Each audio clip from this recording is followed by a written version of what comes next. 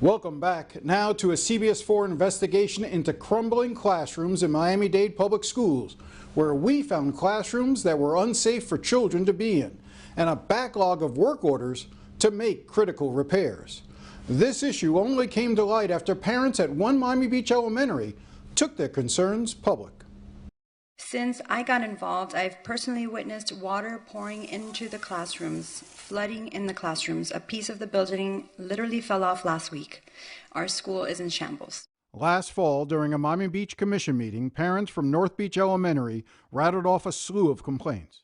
The issues include exposed rebar, stucco delamination, concrete spalling, cracks throughout the building, falling debris, peeling paint, damaged floors that are trip hazards, roofing issues. There is mold throughout the entire building.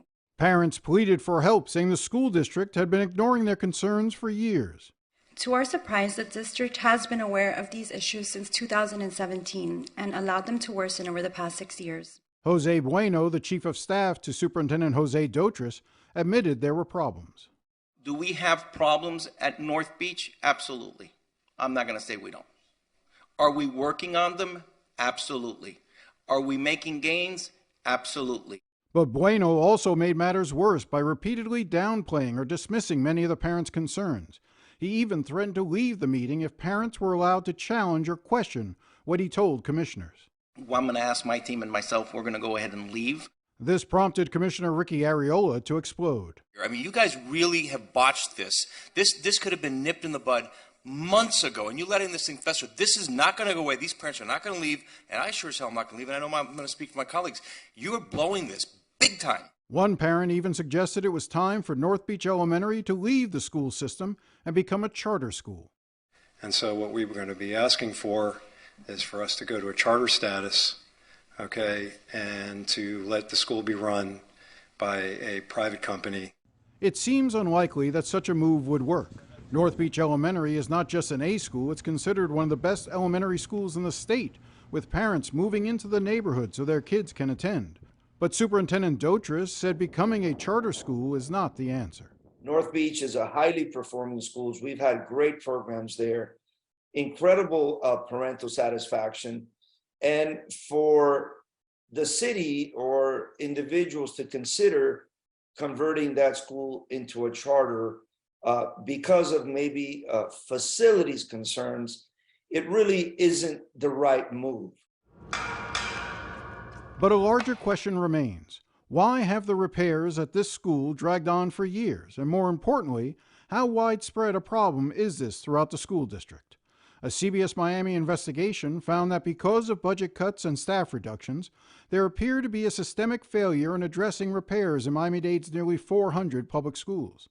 There are currently 40,800 work orders that are open and awaiting action for repairs in the schools.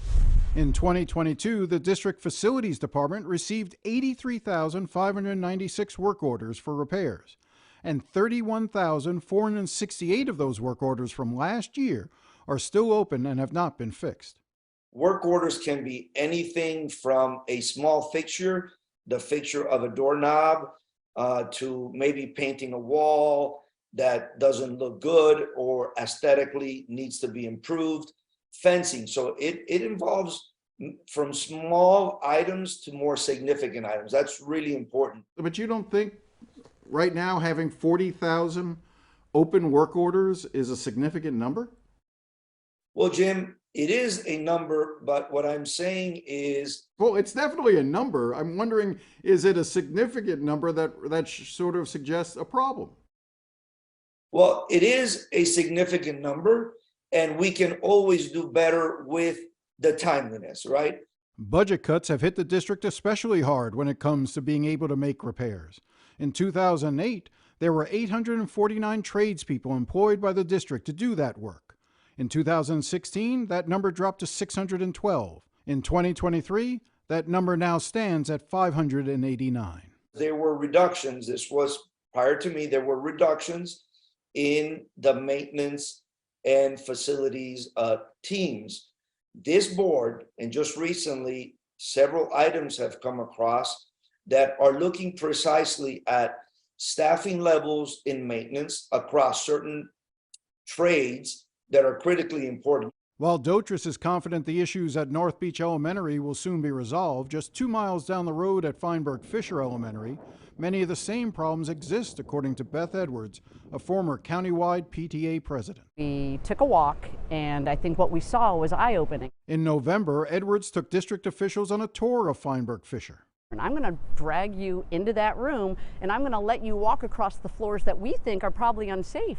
And I'm going to tell you, they were looking at chillers coming off the walls, the floor was buckling. There's, 20, 25 children doing art with the teacher looking at us, and we walk out, they're like, shut the room, close it, it's not safe. District officials confirmed they ordered the classroom evacuated. We talk about safe spaces all the time in Miami-Dade County Public Schools, but what about a safe, just a physically safe structure for our children to learn? If children are not safe, they do not learn, and we're walking through infrastructure failures, and it's just, to me, it's egregious. It was completely unacceptable. Edwards then took them to another classroom. So we opened up the door, and there's exposed floor. We're looking at dirt, physical dirt. Edwards said North Beach is being fixed because the parents are politically active and have the backing of City Commission and the mayor, Dan Gelber, who proposed funding a study to have the city take over the maintenance of the school under a hybrid charter system. The only thing I really care about and our residents care about is the maintenance and the deferred maintenance in the schools. We're just trying to find a way to get that attended to. The timeliness of addressing these issues throughout the years could have been much better. And so I have to accept that. No one cares more about North Beach Elementary than Bob and Dana Turkin, who both attended North Beach and whose daughter went there. They have donated hundreds of thousands of dollars to the school to build a playground and provide supplies.